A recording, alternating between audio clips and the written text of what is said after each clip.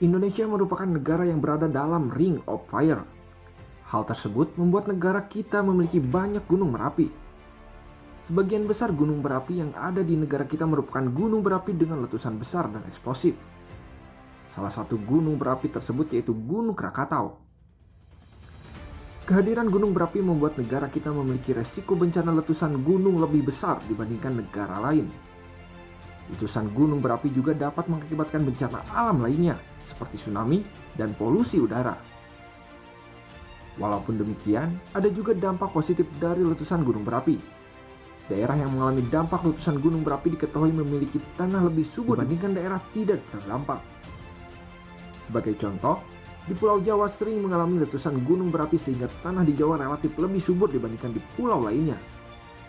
Hal tersebut sesuai dengan penjelasan dalam Jurnal Masyarakat dan Budaya yang menyebutkan bahwa tanah subur di Pulau Jawa dapat mendukung 1.200 orang per mil. Sedangkan di Kalimantan hanya bisa mendukung 4,5 orang saja dengan letusan yang sama. Kondisi tersebut dikarenakan material yang dikeluarkan oleh gunung berapi yang meletus di Jawa secara tidak langsung menciptakan kesuburan tanah. Di Indonesia memang sudah sering terjadi letusan gunung berapi dan salah satu yang terdahsyat yaitu letusan Krakatau. Sejarah Gunung Krakatau tersebut telah dicatat di berbagai dokumen termasuk dalam Jurnal Masyarakat dan Budaya. Berikut penjelasan seputar sejarah letusan Gunung Krakatau di tahun 1883. Letusan Gunung Krakatau tahun 1883. Gunung Krakatau merupakan salah satu gunung yang bersejarah bagi bangsa Indonesia. Letak Gunung Krakatau berada di Pulau Rakata. Pulau tersebut ada di Selat Sunda yang memisahkan Jawa dan Sumatera. Secara administratif, gunung ini berada di Kabupaten Lampung Selatan, Provinsi Lampung. Gunung berapi ini pernah meletus pada 26 hingga 27 Agustus tahun 1883. Letusan Krakatau pada saat itu disebut sebagai bencana alam yang mempunyai kedahsyatan sama dengan kisah masyarakat Pompei dan Herculaneum yang terkubur oleh letusan Gunung Vesuvius. Letusan Gunung Krakatau di tahun tersebut membuat sebagian besar gunung berapi bersama Pulau Rakata runtuh di dalam laut. Pada saat itu, Krakatau mengeluarkan jutaan ton batu, debu, dan magma. Material tersebut menutupi wilayah seluas 827.000 km persegi. Di hari kedua Gunung Krakatau meletus, terjadi gelombang besar tsunami yang membawa material vulkanik berupa magma dan batu manas.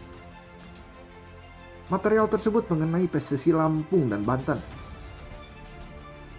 Gelombang tsunami tersebut bahkan mencapai Afrika dan suara letusannya terdengar hingga Sri Lanka dan Karachi bagian barat, serta Perth dan Sydney bagian timur. Letusan Gunung Krakatau juga mengakibatkan perubahan suhu udara dan iklim dunia. Perubahan iklim terjadi di beberapa wilayah seperti Eropa, Jepang, dan Amerika Serikat. Di Indonesia, wilayah yang paling terdampak yaitu Banten dan Lampung. Banten merupakan yang cukup ramai sebab menjadi kota pelabuhan yang besar dan penting di Asia Tenggara. Banten juga merupakan wilayah yang subur. Sementara itu, Lampung merupakan daerah perkebunan dengan berbagai komoditas penting tumbuh di sana. Produk perkebunan yang paling populer dari daerah tersebut yaitu lada. Selama beberapa abad, masyarakat Banten dan Lampung sudah bersahabat dengan Gunung Krakatau. Adanya letusan pada tahun 1883 membuat ekologi dan kehidupan makhluk hidup di wilayah tersebut hancur.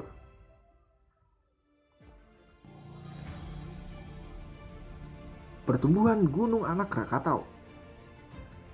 Dalam Jurnal Geologi Indonesia diterangkan bahwa setelah mengalami letusan dahsyat pada pertengahan tahun 1883, Gunung Krakatau mengalami masa istirahat selama beberapa tahun. Tanggal 29 Desember 1927, Gunung Krakatau mengalami letusan bawah laut. Letusan tersebut mengakibatkan air tersembur di pusat komplek Gunung Api Krakatau dan menyerupai air mancur. Letusan bawah laut itu terjadi terus-menerus sampai 15 Januari 1908.